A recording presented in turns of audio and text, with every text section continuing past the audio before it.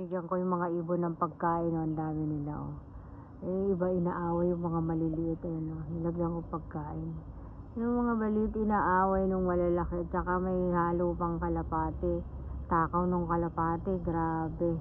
Ayan, oh, yung maliliit inaaway, oh, kawawa naman.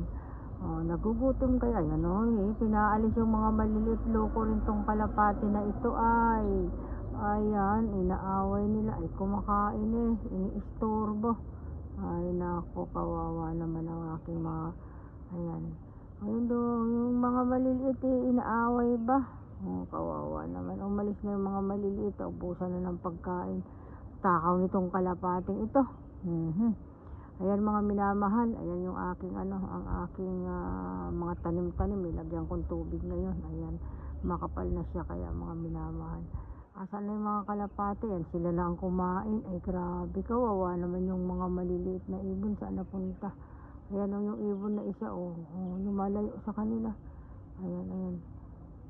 Mga kalapating ito, ang takaw, wala na, napunta na. Saan na nagpunta yung mga aking mga ibon? Ayun, nagpunta na doon sa taas. Ayun, nagliliparan eh. Ayan, kawawa naman. Thank you for watching mga minamahal. Ito lang aking maibibigay. Natutuwa ako sa mga ibon na ito. Ang takaw ng kalapati. Thank you for watching, and like and share and follow na rin po. Wag iwan naman kayo dyan sa baba para naman tayo ay magka isa-isa. Masaya. Yala, bye. Thank you for watching, and like and share and follow. Bye. Tingnan mo yung kalapati.